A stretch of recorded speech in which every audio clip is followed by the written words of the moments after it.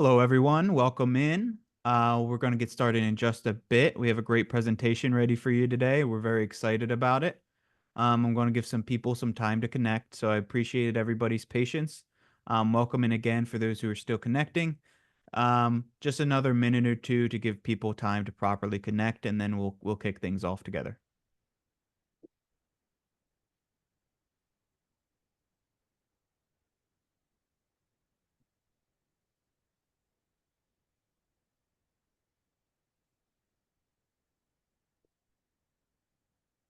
Welcome in, everybody. Hope everybody's having a good start to their day. I see more and more people connecting. That's good.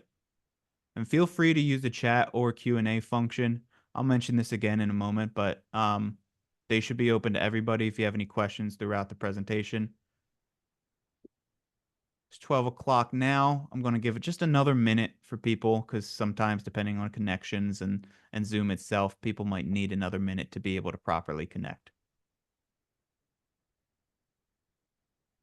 Seeing some familiar faces here. It's always good. Always good. Seeing some, I think I see some Camaplan investors here. Very nice. Always happy to have you guys out.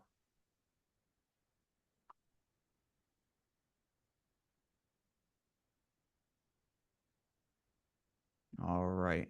That should be enough time. And we'll kick things off. So hello everyone. My name is William Mucker. I'm a client executive with Camaplan, and I would like to thank you all for joining us for today's webinar. Put quote unquote boring to work in your portfolio. Predictable monthly income with promissory notes with Craig Eppler of Eppler Capital Funds.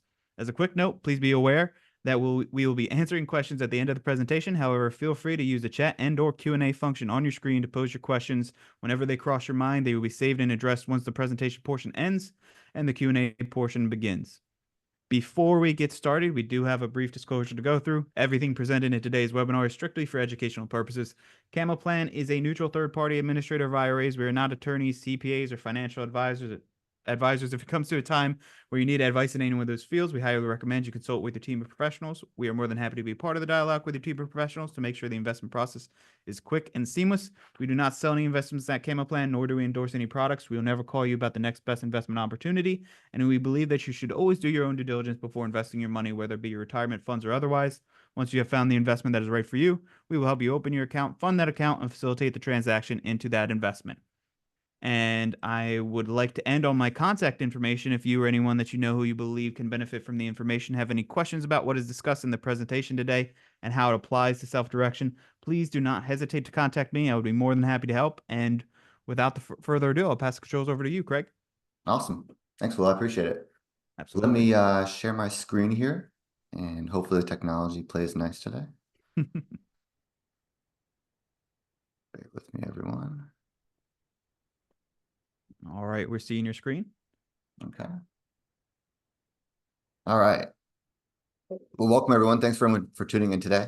Like Will said, my name is Craig Eppler. I'm the founder and CEO of Eppler Capital Funds. I think a good way to start this off is just to kind of provide some background on me, where we're located, things like that. I think it would help provide some context or kind of how this came to be. So like I said, I'm Craig Eppler, founder and CEO of Eppler Capital Funds. I started this fund, our flagship promissory note fund, in March of 2023. Prior to that, I was working for an investment advisor in the Philadelphia area, which is where we're located. So anyway, I will rewind. I started my career fresh out of school when I was at Vanguard. Worked 2 years there on the derivatives desk, so doing swaps, futures, different complex things that sound way sexier than they actually are to do. Worked there for a couple of years, and moved over to something that really scratched my itch more of really looking into the investments, and kind of diving deep on different kind of stocks, bonds, mutual funds, real estate, private assets. Moved over to a firm called Hoover Financial Advisors. This was back in 2017. Moved up through the ranks there from an analyst all the way up to senior portfolio manager. And really my job there was to dive deep into investments. And as time went on, I would talk more and more with our end clients. That firm managed about 1.5 billion in primarily stocks and bonds in a 60-40 kind of traditional split there.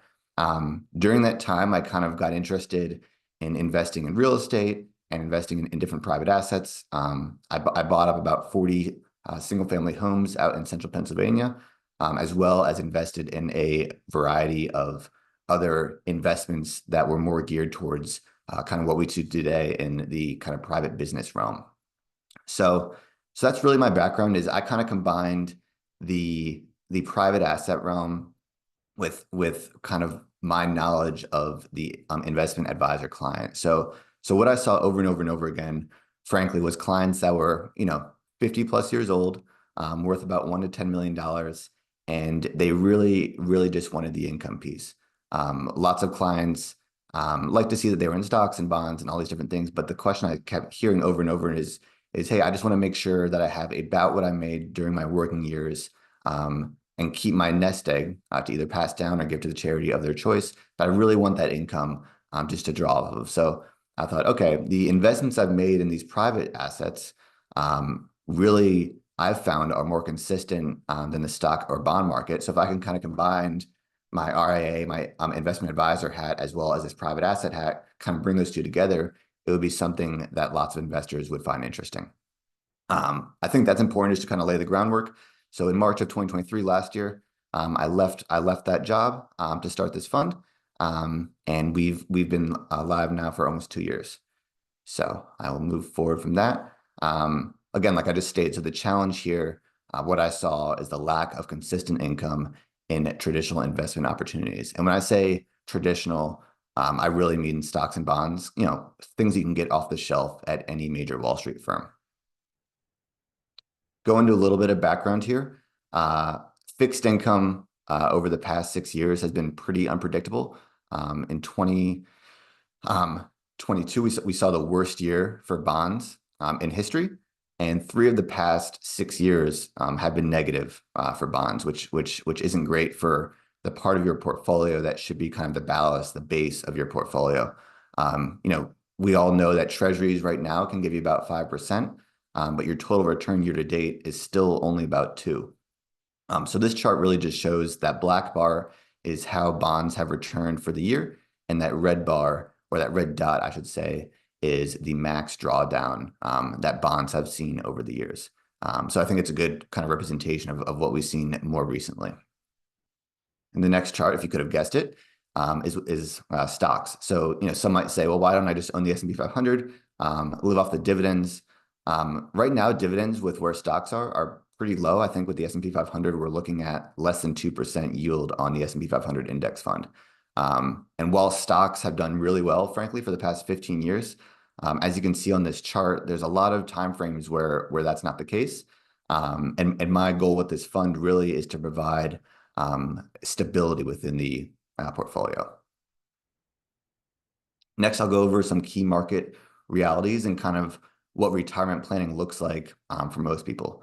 So if you work with a registered investment advisor, or any advisor really, they're usually charging you in the ballpark of 1%, and say your 60-40 portfolio will give you anywhere from 5 to 7% returns.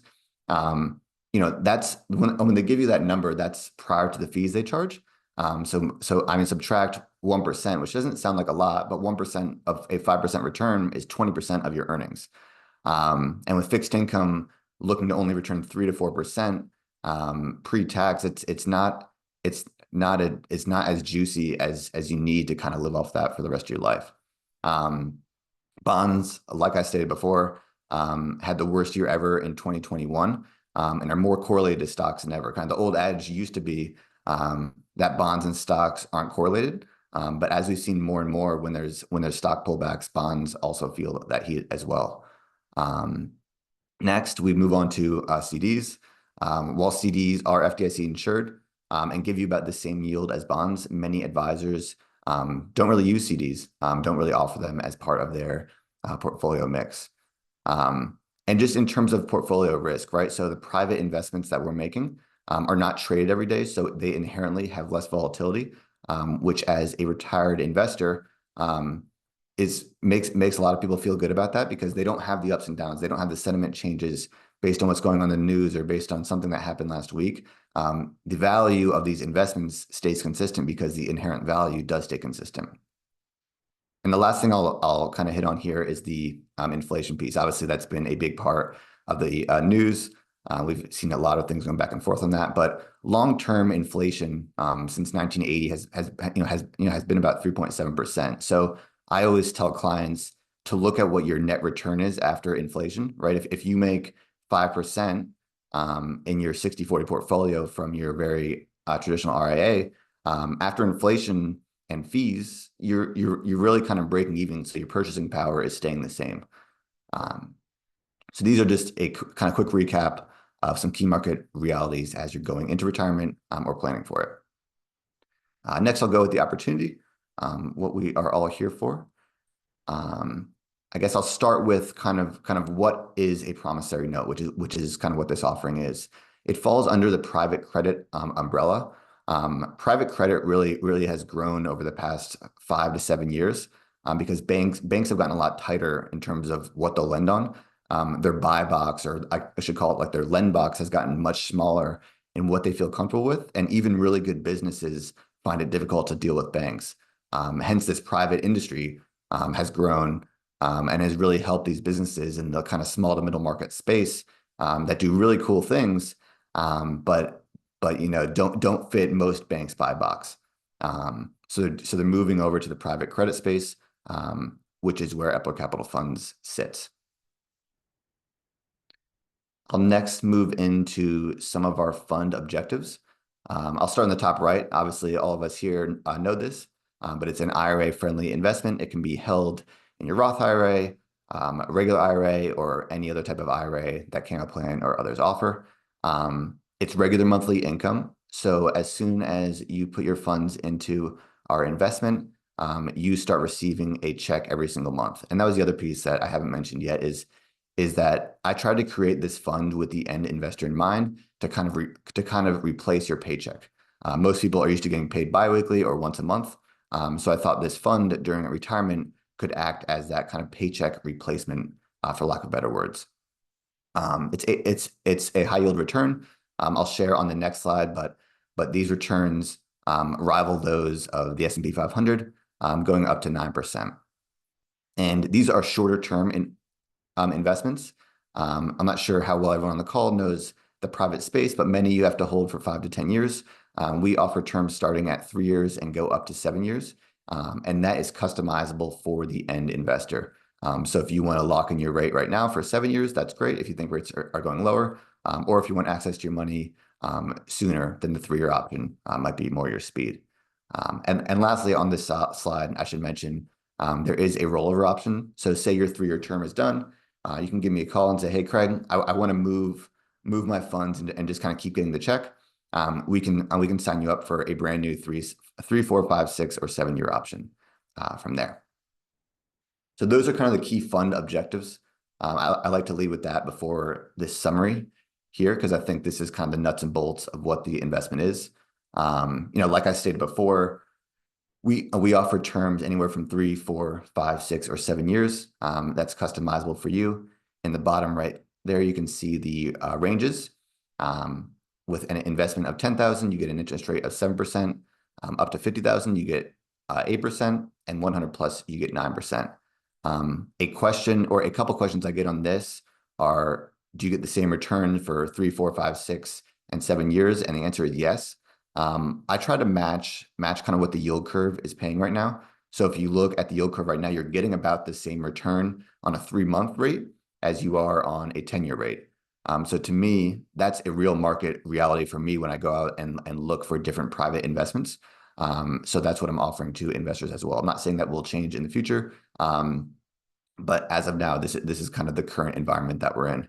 Another question I get is, if I hold, say, 50,000 in a taxable account and 50,000 in an IRA, do I get 2 notes at 8%, or can you combine them for the full? The answer is I can combine them. So if you have different values across different accounts that equal that $100,000 plus mark, then I'm happy to provide that 9% number. Just going down the list here, Like I stated before, these interest payments are paid monthly, and they start on the first of every month. So today, if you were to invest your funds today, they would come into the funds account, and they'd be fully invested December 1st, meaning your first check would come on the first of the year next year. They're ACH straight to your bank account, so you usually get them in your bank account anywhere from the 3rd to the 7th based on the weekends and different bank holidays. There is a reinvestment option. This is more popular for my younger investors who don't need the income now. But if you want to kind of maximize your return, frankly, you can use that option, and your 9% turns into a 9.3, 9.4% with that monthly compounding there. Next, this is a Reg D 506C offering, so it's accredited investors only. For those of you who don't know, I'll just give the kind of quick terms there. You have to make at least $200,000 for an individual, or $300,000 for the past 2 years as a couple, or have a net worth of $1 million excluding your primary residence. There are other ways to meet it with some different licenses and such in the financial space, but those are really the two major ways to hit that. You can meet the team. Obviously, I gave you guys a little bit of background on myself to start this, but I have almost 10 years experience in the space. Started my career at Vanguard. I have my master's degree from York College, and moved up the chain at Hoover Financial. I didn't mention that we were purchased by a private equity firm called Wealth Enhancement Group, who is a almost $100 billion RIA now. But we still managed our $1.5 billion kind of slice of the pie at the local Malvern office.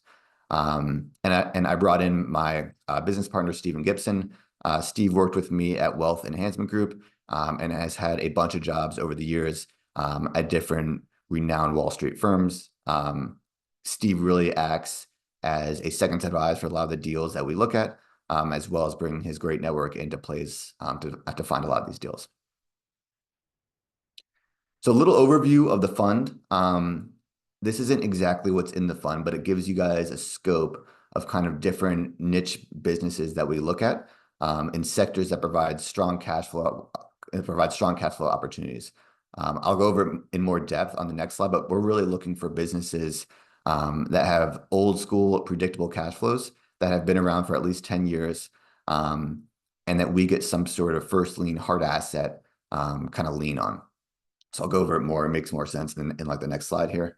So our process is really, it all starts with deal flow, right? Another question I get a lot is, how do you source these deals? How do you find these deals?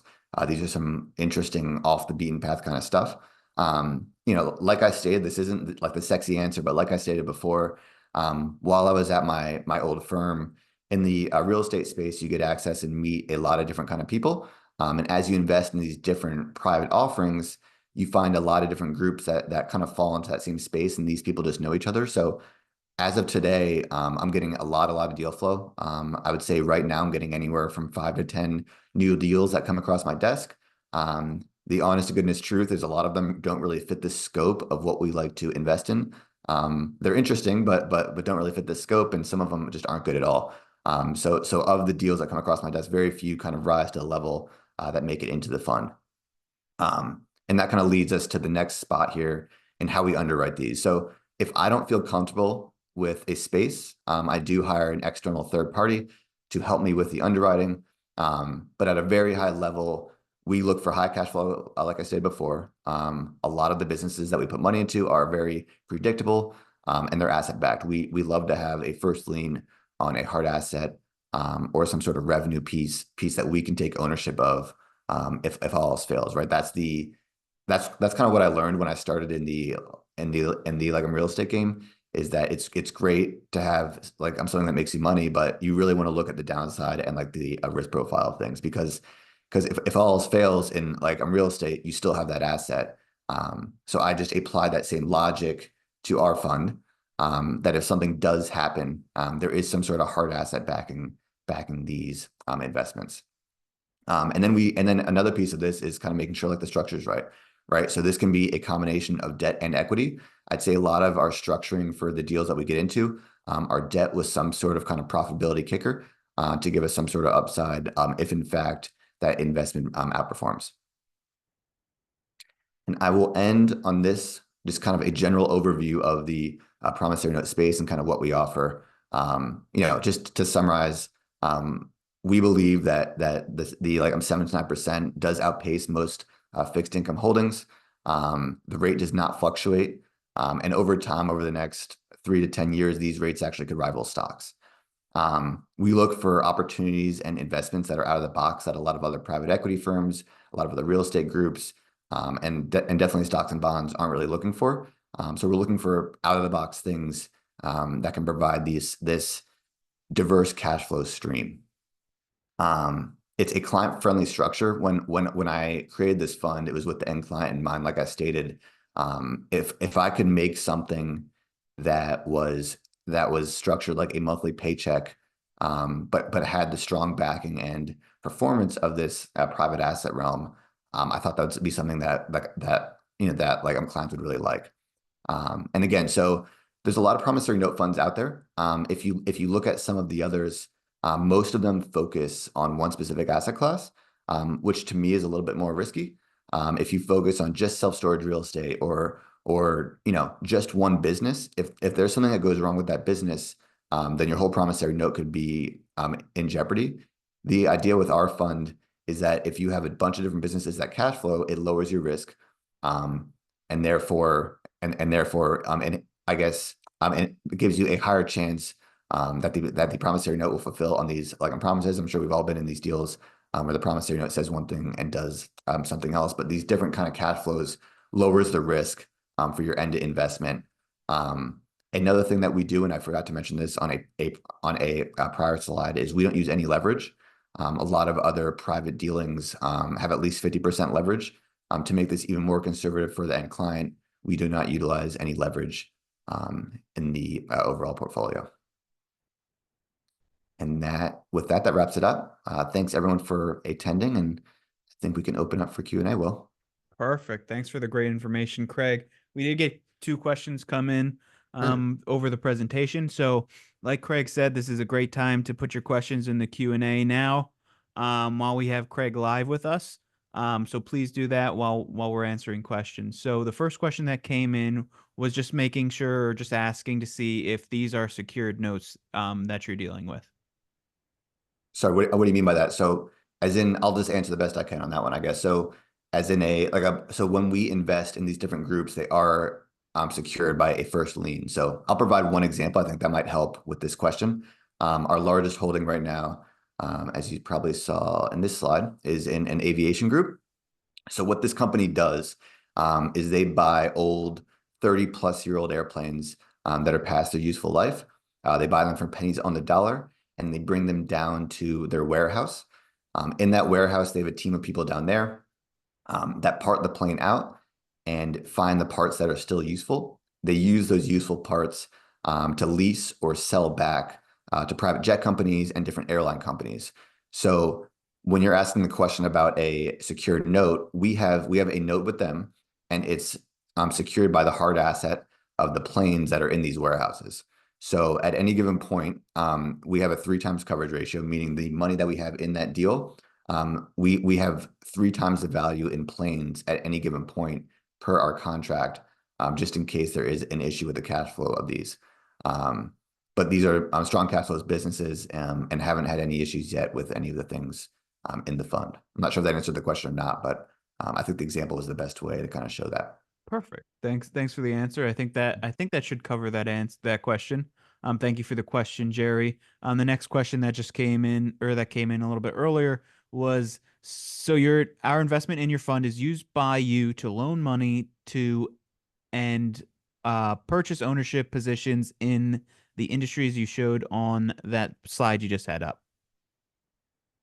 Short answer, yes. So the goal with the fund, as you see on this slide here, we are currently in 6 different investments. The goal as we grow is to get up to 10. That will, in my opinion, decrease the risk and make it much more balanced in terms of the investments that are in this fund. But yes, as of now, we are taking investor dollars and writing secured notes. We're taking small equity pieces.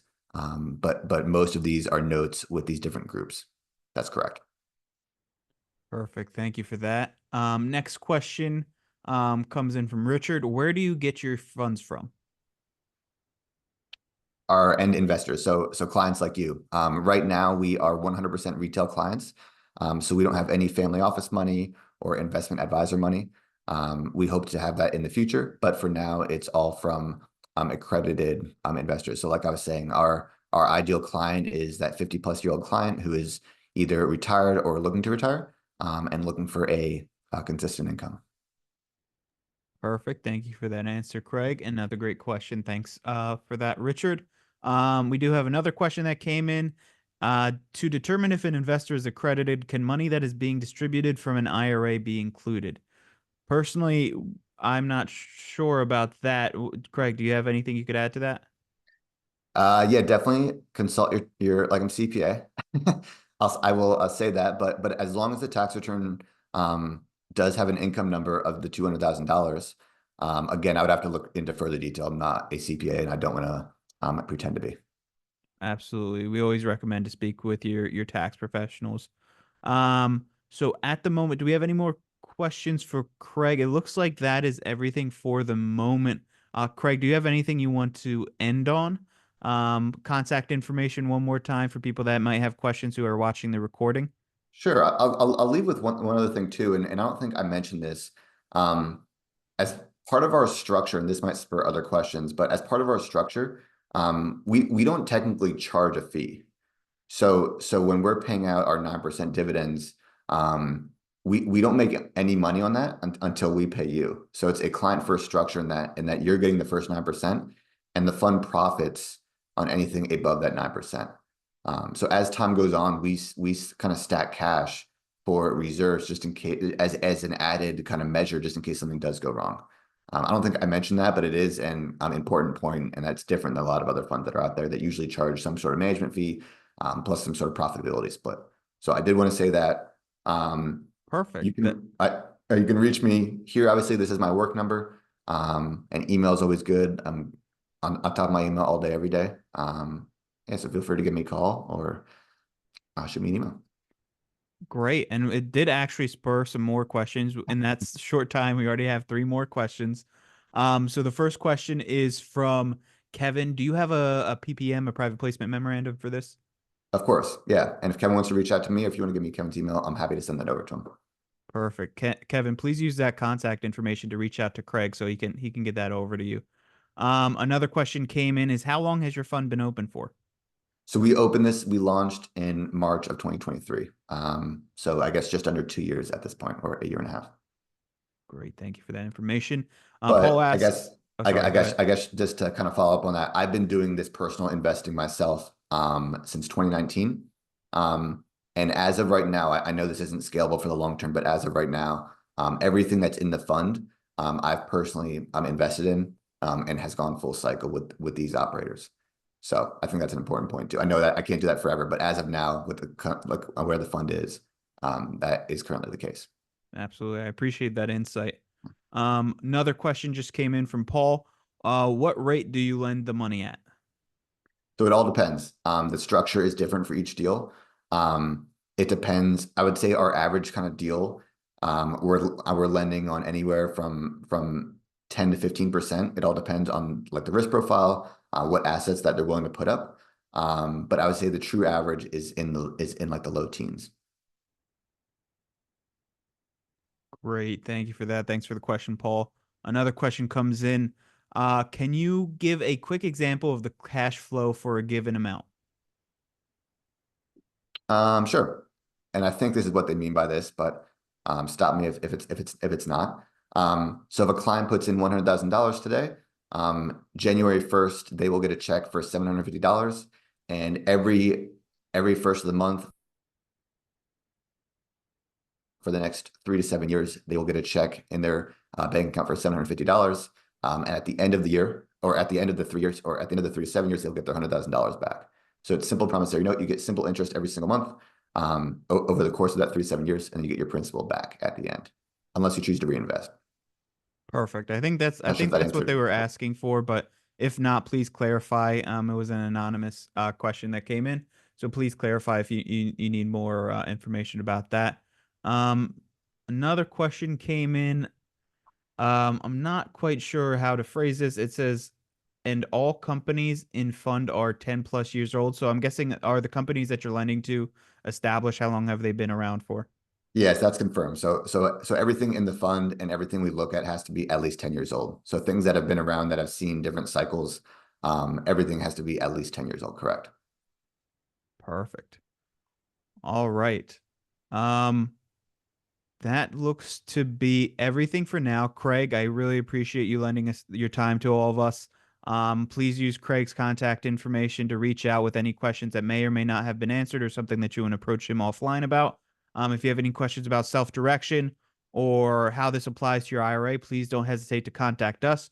We're always happy to help answer questions. The reason I'm slowing down is because it looks like one more question came in.